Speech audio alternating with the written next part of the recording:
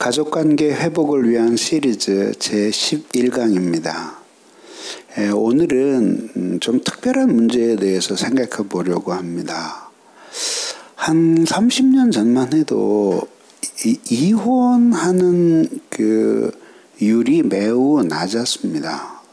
그것을 모두 긍정적으로 볼 수만은 없지만, 그러나 어쨌든 사회적으로 이혼을 하면 뭔가 결함이 있는 사람으로 생각이 되고, 또 긍정적으로 말한다면은 어떻게 하든지 이 가정을 지켜야 되겠다라고 하는 그런 강한 의지들이 있었다는 것이죠. 근데 요즘은 이혼율이 엄청나게 늘어나고 있습니다.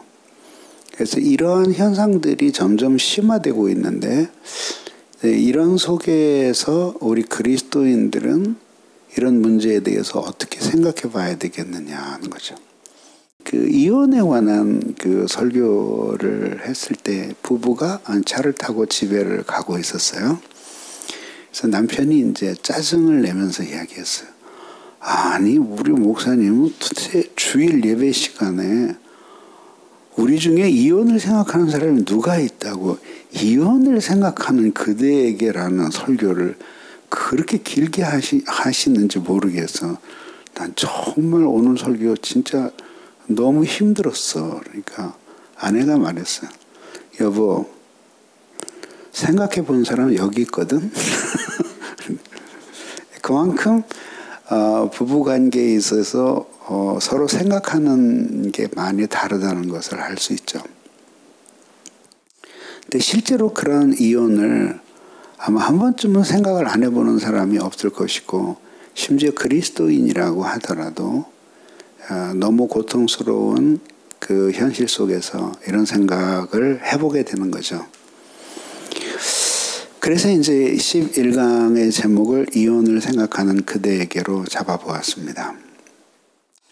자, 이혼에 대한 이 가르침이 이제 마태복음 19장에 나오는데요. 이 문맥이 어떻게 되냐면은 이제 종교 지도자가 묻는 거죠. 주여, 형제가 내게 죄를 범하면 몇 번이나 용서를 해 줘야 됩니까? 7번까지 할까요? 그랬더니 예수님이 7번 아니라 7번을 70번까지도 할지니라. 이건 490번을 용서하라는 뜻이라기보다는 무한히 용서하라. 그것이 마땅히 하나님의 자녀들이 해야 될 일이다. 이런 말씀이죠.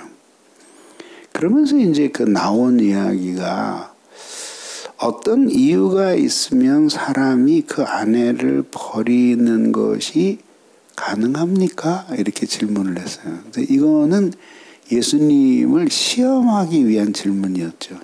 왜냐하면은 만약에 여자를 버리면 안 된다라고 말하면 모세의 율법에 여자를 이혼 증서를 써 주어서 여자를 버릴 수 있다는 가르침에 배치되는 것이고, 만약에 버려도 좋다 이렇게 말씀하시면은 이렇게 70번에 7번씩 용서하며 계속 같이 살아가야 한다는 평소 예수님의 사랑의 가르침에 모순이 되는 거죠. 그러니까 이렇게 하건 저렇게 하건 예수님이 뭐라고 대답을 하시든지 그건 모순이 되는 거죠. 그래서 이제 예수님이 여기에서 아주 놀라운 가르침을 주셔요. 그게 뭐냐면은 모세가 이혼 증서를 써서 이 여자를 내보내도록 하라 이렇게 이야기했지만, 그것은 원래 하나님이 주신 혼인 제도와 일치하지 않는 면이 있다. 그거를 말씀하신 거예요. 그러면 이제 그 당시에 예수님의 이런 설명을 들었을 때 이제 종교 지도자들은 엄청난 충격을 받았겠죠. 왜냐하면 감히 모세의 권위에 도전하다니. 근데 사실 예수님의 가르침을 잘 뜯어보면 오히려 모세의 가르침을 부인했다기보다는 모세의 가르침이 가지고 있는 더 심오한 의미를 드러낸 거예요. 그 당시에 이제 그런 모세의 전통이 생기게 된 중요한 원인은 사람들이 너무 문란해지는 거예요. 그래서 살다가 그 다음에 여자를 버려. 그러면은 이제 이게 버려요. 근데 또 다시 그 여자를 찾아. 근데 이 여자가 이 남자에 속한 여자인지 안 속한 여자인지 구별이 불분명해지게 되면 무슨 문제가 일어나요? 사회적인 혼인의 명확성이 사라지잖아요. 그 여러분들이 예를 들어서 누구하고 결혼한다고 그럴 때 그러면은 이 사람이 혼인 관계에 있나 없나 그것부터 확인할 거 아니에요. 뭐 꼭 무슨 뭐 내가 예를 들어서 결혼을 하는데 총각으로서 결혼을 하는데 뭐 그다음에 한 번 결혼의 경험이 있는 여자와 결혼한다고 하더라도 뭐 그 남편이 죽었다 하더라도 어쨌든 지금 현재 이 여자가 혼인 관계에 매여 있나 안 매여 있나 그걸 확인하고 결혼을 할 거 아니에요. 그 너무나 당연하잖아요. 그러니까 근데 그런 것들이 불명확해지는 사회가 된 거예요. 그럼 한번 얼마나 많은 문란한 문제들이 일어나겠는가 하는 걸 한번 생각을 해보세요. 극단적으로. 그러니까 모세가 이혼 증서를 써서 그래서 여자를 내보내라. 그러면 그 여자는 그거를 가지고 다른 사람에게 나는 혼인 관계에서 자유로워진 사람입니다를 증명할 수 있는 거 아니에요. 근데 그걸 덧붙이시기를 원래는 그렇지 않은데 너희들이 그 당시의 사람들이 너무 완악했기 때문에 이 모세가 그렇게 한 것이다. 그러니까 그것이 잠정적인 윤리였다는 것을 보여주는 거죠. 그러면서 예수님이 여기에 그림에 보면 예수님이 혼인에 관해서 말씀하시면서 이거를 모세의 전통에서 끌어오는 거예요. 그런데 예수님, 이게 종교 지도자들은 딱 이 안에 갇혀져 있었어요. 이렇게 갇혀서 그래서 딱 문자적으로 해석을 하는데 이게 왜 편리했을까요? 남자들에게 엄청난 이익을 안겨주니까요. 그래서 한번 이슬람 문화권에 있는 사람하고 이야기를 한번 했는데 근데 그때 이야기가 뭐냐면 이슬람에서는 문자 3번 보내면 이혼이 성립한대요. 문자 3번을 보내면. 너는 끝났다. 넌 내 곁을 떠나라. 떠나라. 떠나라. 3번을 보내면 그걸로 혼인관계는 끝나는 거예요. 그러면은 여자로서는 그거에 대해서 법적으로 항의하고 그럴 수 있는 것이 이슬람 사회에서는 기본적으로 율법에 그게 없다고 보는 거예요. 그러면 결국 이혼 증서를 써서 주면은 그런 문란함을 면하기 위해서 당시의 사람들에게는 조금 불편했을지 모르지만 그 전통을 따르고 있는 예수님 당시의 남자들에게는 얼마나 편리한 거예요. 그러니까 또 3번도 아니고 한 번만 주면 되잖아요. 써서 너는 정리됐다. 너는 뭐 직장에서는 해고됐으면 하는데 이제 아내의 자리에서 잘렸음. 해서 써주는 거예요. 예. 그러니까 예수님이 원래 혼인의 정신, 모세의 전통이 있게 했던 원래의 혼인의 정신을 더듬어서 모세의 전통을 뛰어넘어서 창세기 2장으로 넘어가면서 그러면서 이것이 서로 연결되는 것을 찾아내는 거예요. 그러면서 만약에 이 시대 사람들이 완악하지 아니었더라면 이것이 어떻게 이렇게 적용될 것일까를 설명해 주시는 거죠. 그럼 창세기 2장에는 뭐가 나와요? 하나님이 흙으로 남자를 지으시고 여자를 그 신체의 일부에서 취하여 여자를 만드시고 둘을 서로 사랑하면서 살아가게 만드셔서 한 몸을 만드신 거잖아요. 그걸 이웃을 내 몸과 같이 사랑하라고 하는 그 가르침이 이미 그 안에 들어있는 거죠. 어느 학자가 그런 얘기를 하더라고요. 우리가 어떻게 이웃을 내 몸과 같이 사랑할 수 있겠느냐고 말하지만 우리는 우리에게 매일 그렇게 한다. 좀 복잡해요. 그러니까 어떻게 이웃을 내 몸과 같이 사랑하느냐고 할 수 있냐고 말하지만 우리는 우리에 대해서 날마다 그렇게 한다. 그게 우리잖아요. 그래서 우리 자신을 보호하고 우리 자신을 돌보는 것에 있어서는 탁월하잖아요.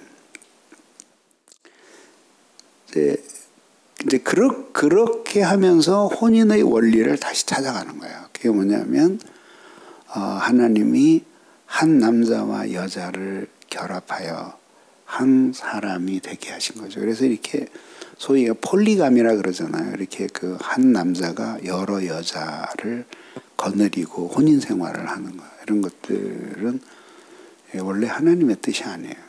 그것도 이제 그 구약 시대에 잠정적으로 허용이 됐지만 그게 하나님이 결정하신 혼인의 원리라기보다는 잠정적으로 그런 것들이 허락이 된 거예요.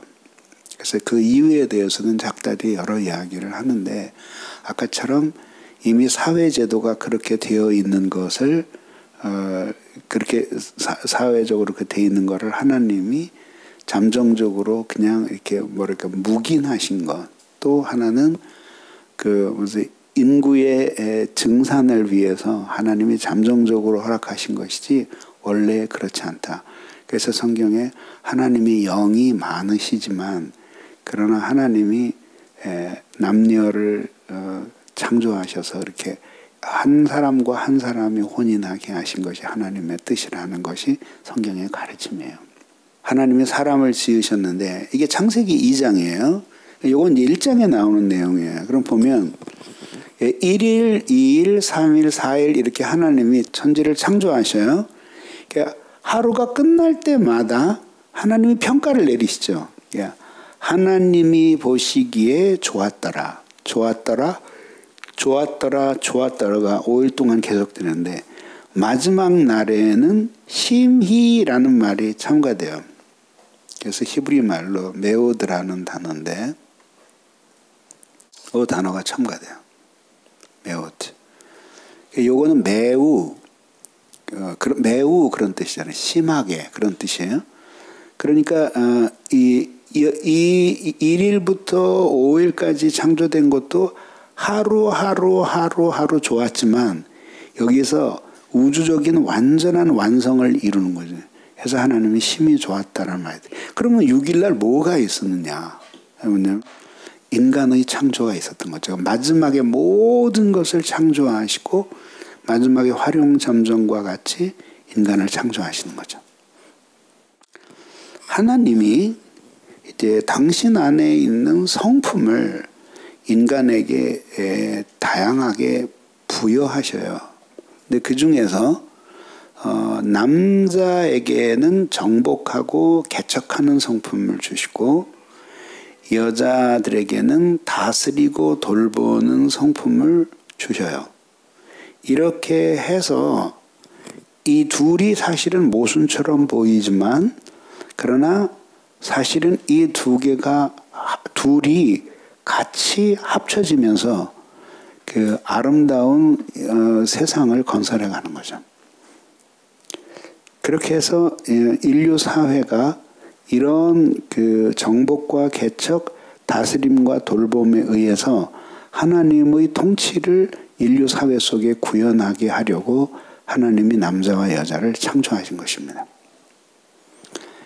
혼인에 있어서 가장 중요한 기초는 사랑이에요. 그래서 이렇게 그 남녀가 함께 만나서 가정이라는 것을 이루었을 때 그 기반이 사랑이에요. 무슨 뜻이냐면 이 사랑이 이유가 되어서 혼인이 이루어져야 하고 그 다음에 혼인이 이루어진 이후에도 계속 서로를 사랑하는 관계 속에서 사는 것이 혼인의 원리예요. 그래서 한 몸처럼 사랑하며 살게 하시는데 이제 이게 되는 사랑이 있고 하는 사랑이 있는 거죠. 되는 사랑은 기본적으로 성향이에요. 성향.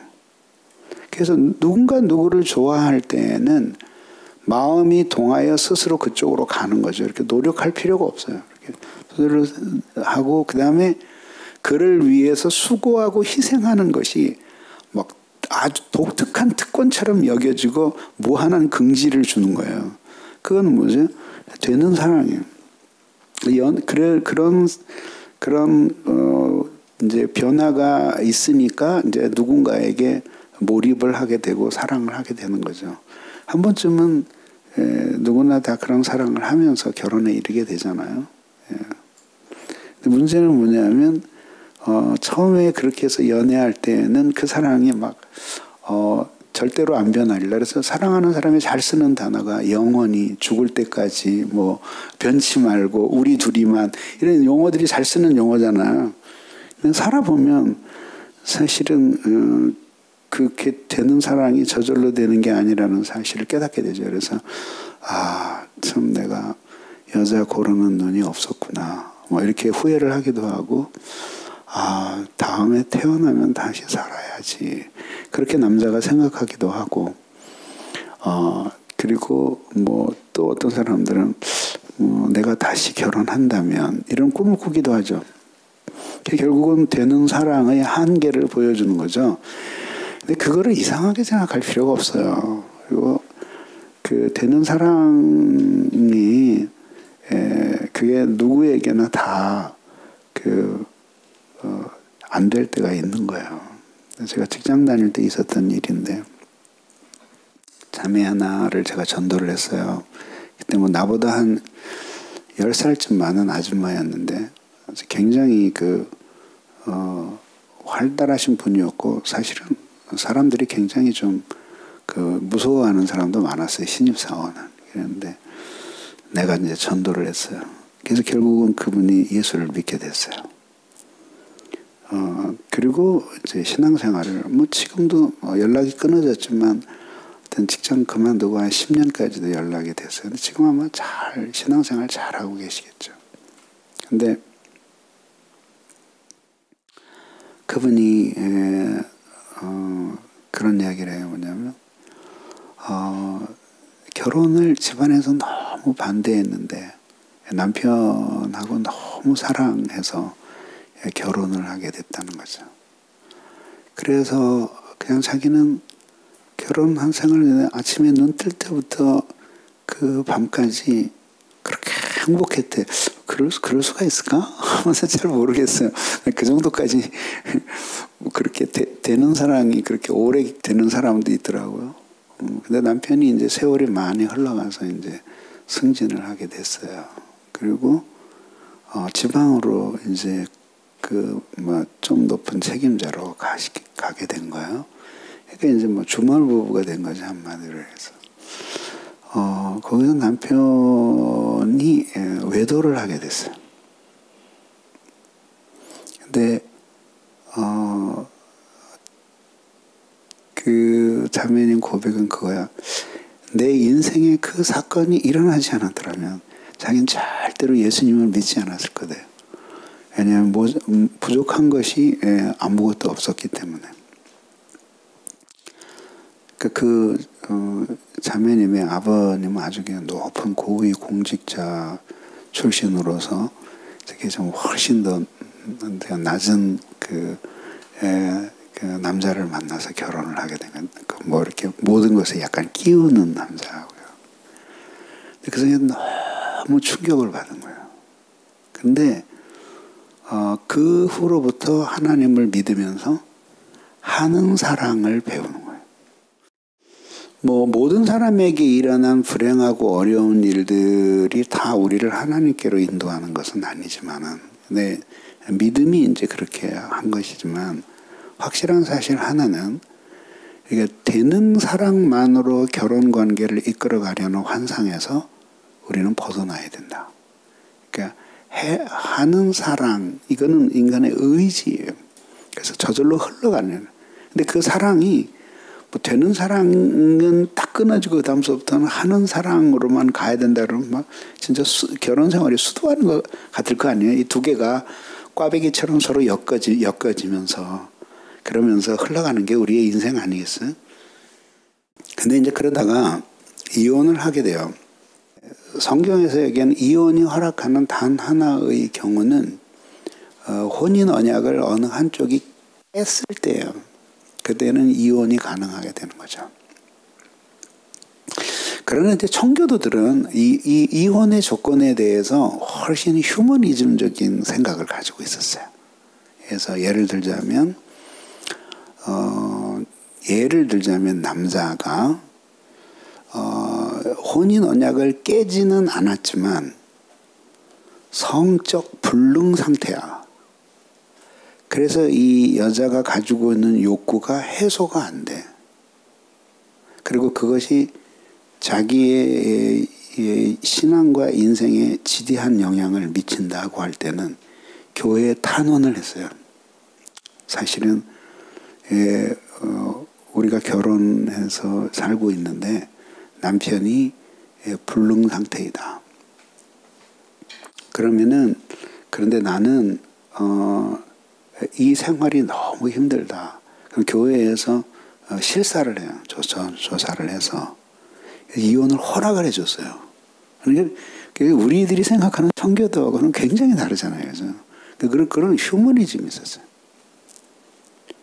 성경에서 명확하게 이야기하고 있는 것은 바로 혼인 언약을 한쪽이 깼을 때요. 그 이외에 이혼을 하고 그 여자가 다른 곳에 시집을 가고 자신도 다른 곳에 결혼을 하고 하면 그것은 간음한 것이다 라고 성경이 엄격하게 규정하고 있는 거죠. 근데 이제 요즘은 사람들이 헤어지는 많은 것들이 혼인 언약을 깨트려서도 하는 것도 있지만 사는 게 너무 힘들고 그래서 결국은 마지막에 성격 차이라는 이름으로 결혼을 하는 거 같죠. 이혼을 하잖아요. 이런 것들은 이제 성경적으로 보면 좀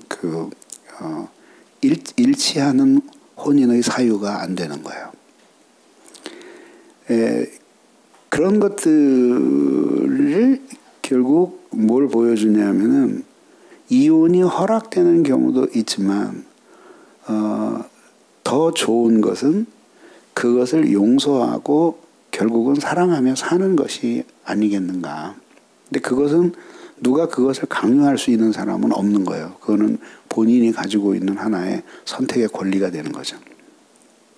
근데 아무튼 이 혼인의 기초는 결국은 사랑이고 이 사랑이 될 때도 있지만 해야 하는 사랑이 있고 이것이 어우러지면서 부부간의 혼인이 실제로 실행이 되는 겁니다. 근데 이혼을 한다고 만약에 결심을 하게 되면 이것은 이제 기본적으로 엄청난 결정이에요. 그래서 우리는 뭐 그런 걸 실제로 경험해 보지 않았으니까 모르지만 실제로 이혼을 한 사람들의 이야기를 들으면 막 상상할 수 없는 에너지가 들어간다고 얘기를 하더라고요. 남자나 여자나 모두 그렇지 않겠어요? 뭐 자기 인생의 뿌리가 흔들리는 그 사건인데 그게 얼마나 어렵겠어요. 더군다나 결혼을 해서 이미 오래 살았고 그리고 자녀들도 있고 이럴 경우에는 이제 이게 개인적인 문제가 아니라 이게 가족 전체에 대한 둘이만 살다 헤어지면은 그렇게까지는 안 되는데 뭐 그것도 굉장히 큰 충격이겠죠. 근데 더군다나 자녀들까지 있게 되고 이렇게 될 경우에는 엄청난 그 에너지를 가져오는 거예요. 이게 할 때. 그래서 사람들이 그냥 뭐 엄청난 능력이 있어서 참는 것도 있겠지만은 실제로 실행을 하려고 할 때 들어가는 그 어마어마한 에너지 때문에 사실은 뭐 실행에 못 옮기는 사람도 많이 있다 그래요. 어쨌든 이혼을 하게 되면 이제 찢어지게 되잖아요. 이렇게 찢어지게 되잖아요. 자, 그러면 이제 어떻게 돼요? 하나님과의 관계가 끊어져요. 그렇죠? 그 다음에 자녀들과의 관계가 끊어지죠. 뭐, 어떤 식으로든지 양육권을 이제 자기가 뺏어 와서 그래서 이제 살아요. 자, 어쨌든, 남편하고 그렇게 살게 되든 아내하고 살게 되든 자녀들과의 관계는 깨지는 거죠. 특히 아이들을 남편에게 두고 떠났을 경우에는 완벽하게 깨지는 거예요. 그리고 그렇게 깨지면은 그 가족 관계는 끝난 거예요. 다시 복원이 될 수가 없어요. 그리고 그걸 복원하라고 강요하는 건 그거는 진짜 비인간적인 거예요. 이미 끊어진 거예요. 그게 깨진 거예요. 근데 그러나 이제 엄마나 아빠 한 편이 그 아이들을 데리고 끝까지 운명을 같이 했을 때, 그때는 같이 있었던 사람은 아이들에게 가족으로 그래도 받아들여지지만, 그러나 이제 끝났을 때, 더군다나 뭐 끝나고 자기를 엄마한테 버리고 아빠가 헤어져서 다른 데로 장가를 가버렸든지, 그것도 한 번이 아니라 한 두세 번 갔다든지, 아니면 엄마가 그렇게 됐다든지, 이럴 경우에는 그 관계가 가족 관계 끝나는 거예요. 그러니까 이혼을 할 때는 뭐 솔직히 그런 것까지 다 생각을 하겠죠. 그리고도 이혼을 하는 게 자기에게 낫겠다고 하니까 결행을 하는 거죠. 그러니까 어쨌든 그렇게 끊어져요. 더 혼란스러운 점은 자기와의 관계가 깨지는 거예요.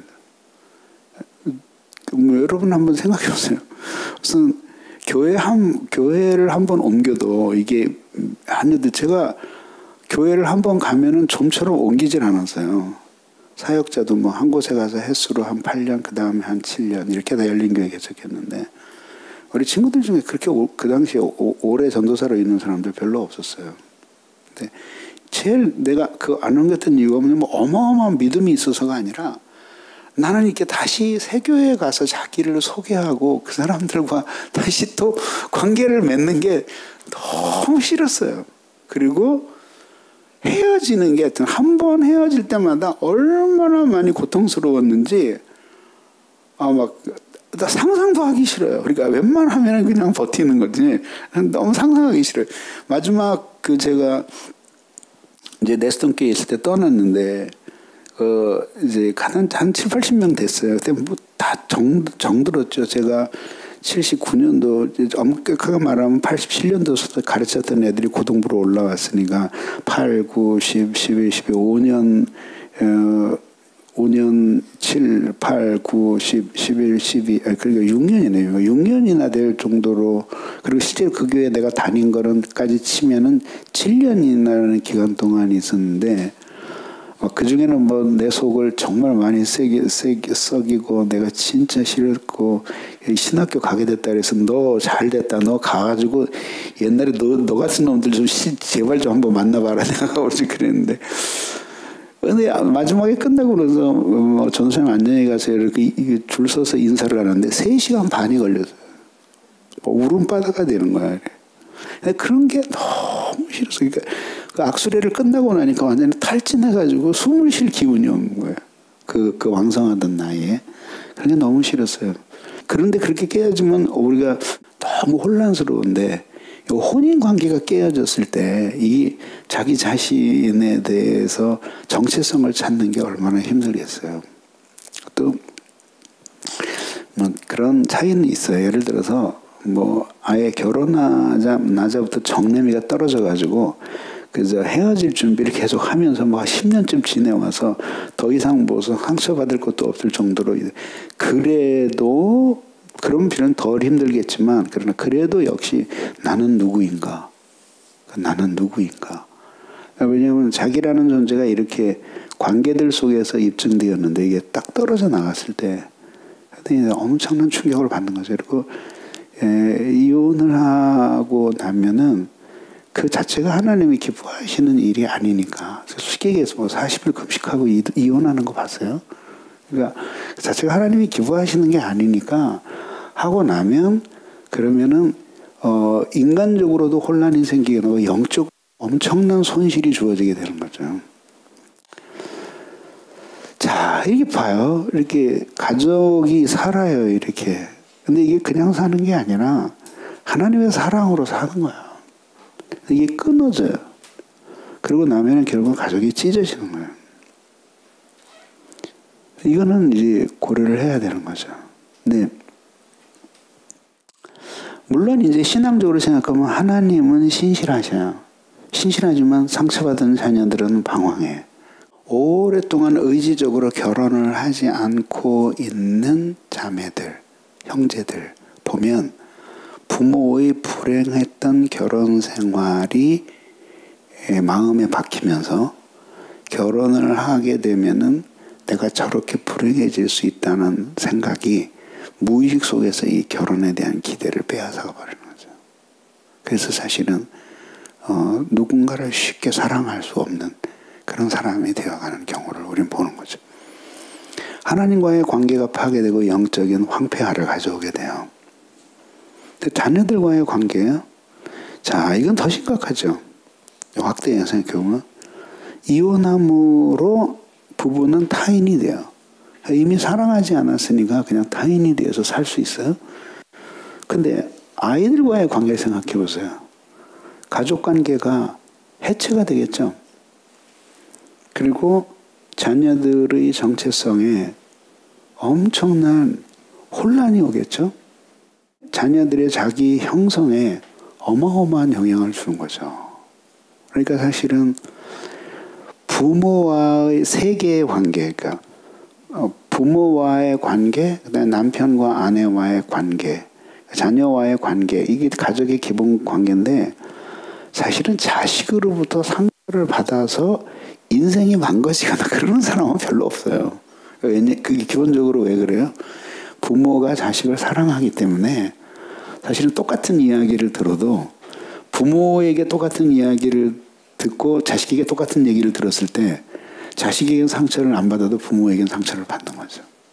그러니까 그걸 정리하고 나면 결국은 우리 인생에 어마어마하게 그 영향을 주는 두 관계가 있는데 부모와의 관계, 그 다음에 아내와 남편과의 관계, 사랑하는 사람과의 관계. 그래서 어떤 자매를 아주 너무 사랑했는데 엄청난 상식 이하의 배반을 당하고 나서 그런 것들이 트라우마가 돼가지고 여자를 향해서 마음의 문을 못 열고 이러는 상처들 얼마든지 있을 수 있거든요.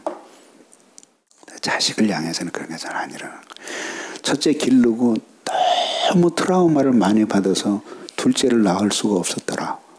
뭐 그런 사람 없잖아요. 그러니까 그 사랑이 얼마나 놀라운가 하는 걸 알잖아요. 근데 그런 관계가 끊어지는 거예요. 이렇게 다 끊어지는 거예요.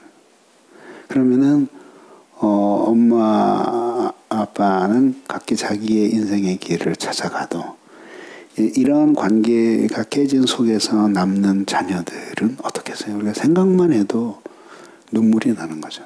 더군다나 그 아이가 이렇게 어린아이였을 때에는 태어나서 제일 먼저 맛보는 그 충격적인 정동이 엄마가 나를 버렸다. 혹은 아빠가 나를 버렸다. 이것이 주어졌을 때 이것은 앞으로 그 인생을 살아가면서 그 어마어마한 성격의 변화를 예고하는 거죠. 그래서 참 그래요. 어려워요. 자, 그 다음에 이제 자신과의 관계, 아까 설명한 이야기를 좀 더 확대한 거죠. 그래서 이렇게 둘이 살아가는데 이제 이렇게 혼란을 느끼게 되는 거죠. 그 다음에 더군다나 결혼을 했는데 아직 젊고 만약에 자신의 마음속에 그 정욕이 계속해서 활동하고 있다면 이제 이거는 정말 사면 초과의 위기를 맞이하게 되는 거죠.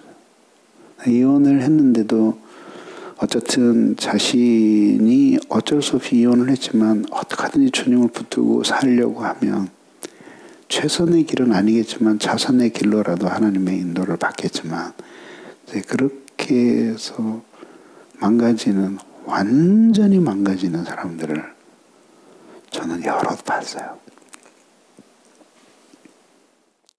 그래서 결론은 뭐냐면 사랑으로 그런 고난을 이겨야 돼요. 그래서 결국은 우리가 하나님의 은혜가 놀랍게 넘칠 때에는 정말 사랑하기 힘든 지체들을 사랑하잖아요. 그러면 똑같이 우리들이 남편도 이렇게 도저히 가망이 없는 사람이다 이렇게 생각하지 않고 사랑으로서 이것을 극복할 수 있다고 믿어야 되고 이 혼인에 대해서 내가 책임을 져야 된다. 이렇게 믿어야 되는 거죠. 근데 지금은 재밌는 게 예전에는 애들이 헤어지려고 그래도 부모들이 자꾸 말렸거든요. 지금 애들이 그래도 좀 살아보려고 그러는데도 부모들이 나서 그 혼인을 파탄에 이르게 하는 경우가 많아요. 근데 그게 이제 뭘까? 그러고 가만히 생각해 보니까 그런 사람들은 대부분 남편과의 관계 혹은 아내와의 관계 대부분 뭐 아버지의 영향보다 엄마의 영향력이 훨씬 더 많죠. 뭐 아버지가 불러놓고 너 이혼해라 그러진 않잖아요. 근데 뭐 그런 게 있을 수는 있지만 그러나 이제 훨씬 확률적. 그게 뭐냐면 자기가 남편과의 관계에서 힘들게 버티면서 살아봐야 얻은 게 없다라고 하는 이런 불신앙적인 사고방식을 상처가 자녀들 결혼 생활에 투영이 되는 거예요. 그래서 그렇게 하지 말라고 그러면서 이제 오히려 방해를 놓는 거예요. 근데 그런 것들을 정답은 은혜로 극복을 해야 돼요. 은혜는 하나님께로부터 주어지는데 인간으로 하여금 마땅히 행하여야 할 것을 실천하게 하시는 하나님 사랑의 감화예요. 이렇게 해서 하나님의 놀라운 은혜가 필요하게 된 거죠. 이겨야 되는 거죠. 그래서 이제 이게 그림을 보면 좀 애매하긴 하지만 이런 얘기예요. 부부가 실패하는 이유가 이렇게만 사랑하려고 하기 때문에 사실은 실패하는 거예요. 우리가 부부 관계에서 항상 옳은 건 아니거든요. 왜냐면 감정의 변화에 따라서 그 남편이 잘못했는데도 계속 우겨서 부부싸움을 하는 경우도 있고 평소 같으면 그냥 우선 넘길 수 있는 건데 그날 아주 어마어마하게 스트레스를 받고 짜증이 난 거예요. 근데 남편이 뭐라고 얘기하니까 그 불똥에 대해서 터져서 큰 부부싸움이 될 수도 있잖아요. 그건 모두 이렇게 둘이 서로 사랑하는 것으로 결혼관계를 보는 거죠. 이게 아니라 진정한 사랑은 하나님 때문에 아내를 사랑하고 하나님 때문에 남편을 사랑하는.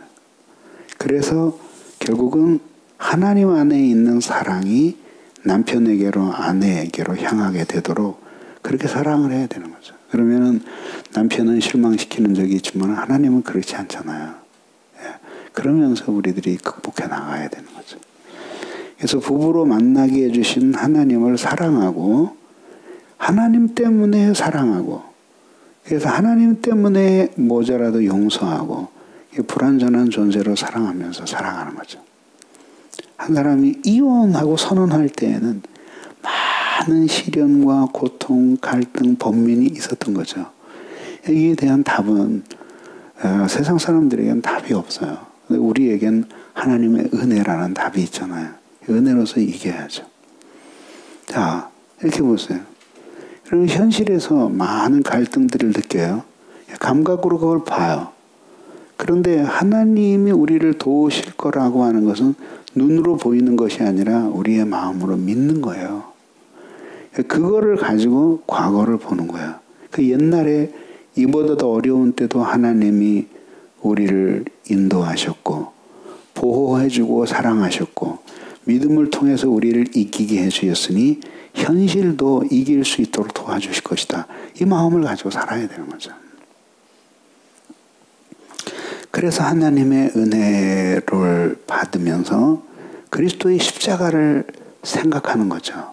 그래서 주님이 우리를 위해 지신 희생과 고난을 기억하면서 부부로 맺어주신 섭리를 생각하고 잠시 있는 이 세상이 허무한 것이라는 생각을 하고 욕심을 버리고 하늘나라의 상급과 소망을 바라보고 믿음과 은혜를 구하며 하나님 앞에 순종의 길을 걸어가야 되는 거죠.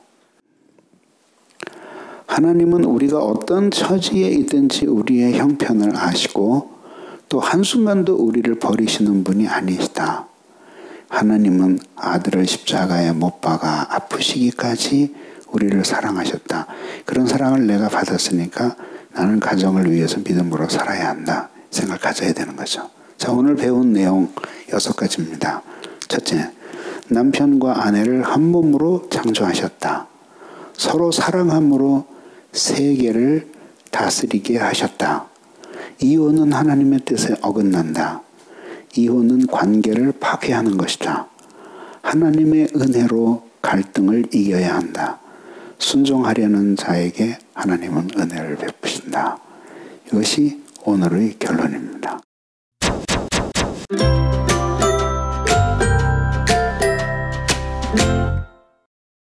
교회에 은혜의 방편을 적극적으로 활용해야겠다는 생각을 가지고 공적 예배에 많이 빠지지 않고 나오려고 노력하고 있습니다. 그런데 교회 섬김과 그 가정의 섬김 가운데 갈등이 있을 때 어떻게 지혜롭게 잘 대처해야 되는지 그런 방법에 대해서 목사님께 조언을 부탁드립니다.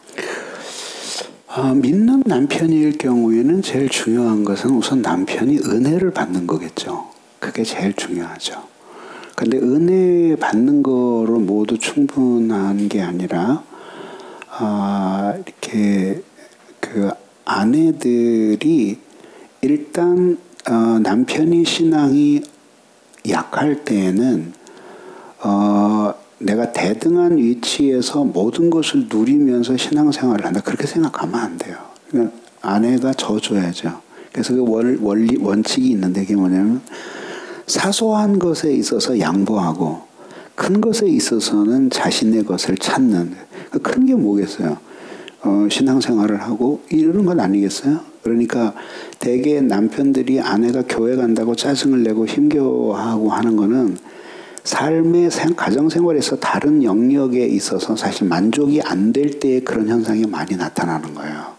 실제로 교회 안 가고 가만히 있으면 남편이 무슨 둘이 마주 앉아서 화투를 치고 재밌게 놀아주는 것도 아니거든요. 그리고 뭔가 자신의 가정과 그 생활의 이런 것들이 자기에게 이렇게 만족스럽게 모든 것들이 되지 않을 때 그런 불만을 사실은 아내에게 그런 거를 걸거든요. 그런 점에서 훨씬 더 좀 지혜로울 필요가 있다는 거죠. 그리고 뭐 내가 여기에서 남편이 함께 있자 그러면 주일 예배 나오지 말고 놀러 가야 된다. 이런 식으로 원칙을 정할 수는 없지만은 그러나 훨씬 더 지혜롭게 해서 남편이 이렇게 가정을 통해서 따뜻한 것을 느낄 수 있어야 된다. 저는 그렇게 생각을 해요. 그럼 아내에게만 그런 책임이 있냐? 이렇게 물으면 그런 거 할 말이 없죠. 지금 이제 선교적인 입장에서 이제 이걸 이야기하는 거니까. 그다음에 불신자인 남편의 경우에는 우선 그 불신자로서 가지고 있는 그런 한계, 그러니까 쉽게 얘기하면 그 주 안에서라고 할 때도 소극적인 것과 적극적인 것이 있잖아요. 그러니까 하면은 좋은 것이 있고 어떤 건 하면은 죄가 되는 것이 있잖아요. 그런 것들을 속으로 구별하면서 기본적으로 남편과의 이 결합을 완전히 깨뜨릴 정도로 위협이 되는 그런 행동을 삼가하면서 해야 돼요. 결론은 진실한 사랑이에요. 그래서 불신자 남편을 둔 아내들은 희생을 많이 해야죠. 그러니까 뭐 남들처럼 그렇게 막 대등하게 막 부부싸움 하기도 참 힘들고 왜 못나고 그래서가 아니라 그래서는 본이 안 된다는 걸 알기 때문에 그게 어려운 거죠. 그게 십자가죠. 하나님이 그래도 은혜를 주시면서 그걸 극복하죠. 근데 좀 지혜로울 필요는 있는 것 같아요. 그래서 보면은 부부가 갈등을 일으키는데 저 자매는 전혀 그럴 의도가 없어. 그리고 또 가족에 대해서도 그렇게 희생적이에요. 근데 남편이 굉장히 힘들어하는 어떤 부분들이 있는데 거의 눈치를 못 채. 그리고 자기 갈 대로 가는 거예요. 그러니까 다른 방면에서 아내가 잘 해주는데 그게 빛나지를 않는 거예요. 무슨 뜻인지 이해되죠? 뭐 예를 들자면은 어느 부부의 경우에는 남편이 간절히 원하는 게 하나야. 집안이 정돈되어 있는 거. 근데 아내는 성향적으로 그걸 못하는 거야. 그럼 둘 중에 하나여야지. 남편이 포기하고 살든지 아내가 바뀌든지 해야 되는데 부부싸움을 하면은 여러분들이 다양한 이유로 싸우는 게 아니라 한 20번 부부싸움하고 이렇게 분류를 해보면은 거의 한두 개 내지 3개 정도의 똑같은 거를 가지고 계속 싸워요. 그게 나이 많아서 죽을 때까지 그래요. 그래서 나는 그러는 거죠. 기왕에 남편을 가정을 섬겨야 되겠다 맘먹으면 자기가 그런 성향이 없다. 그러면 그걸 인정을 하던데 뭐 안 되는 걸 어떡하겠어요? 근데 남편이 다행히 그래 뭐 집안이 개꼴이 돼도 나는 당신이 좋다. 그리고 난 그냥 살겠다. 아니면 뭐 더 나아가서 내가 치워줄게 걱정하지 마. 넌 교회 일만 해. 이러면 좋겠죠. 근데 그게 안 된다면 남편이 도저히 거기 적용이 안 된다 그러면은 그거 가르쳐주는 학교 많아요 요새. 클래스가. 그래서 한 석 달만 다니면 완전히 다른 사람을 만들어줘요. 그리고 비로소 우리 교회에 그런 자매가 있었어요. 실제로 다니고 나니까 아니 왜 맨날 이게 뭐가 문제냐. 이게 뭐가 문제냐 이랬는데 그 학교를 다니고 나니까 그다음에 이게 문제였구나 하는 걸 아는 거예요. 남편의 눈에는 벌써 보이는 거죠. 근데 저는 다행히 저는 아직 정리가 안 돼 있으면 못 사는 사람인데 정리를 잘해요. 그리고 자랑은 아니지만 집에 딱 들어가면 그냥 가만히 있지 않아요. 수건이라도 하나 개키고 의자라도 하나 제자리 갖다 놓고 방석이라도 똑바로 놓고 그게 남자의 몸에 이렇게 배야 돼 이게 기본적으로. 그렇게 한번 해보세요. 자 이상으로 이것으로 마치겠습니다. 감사합니다.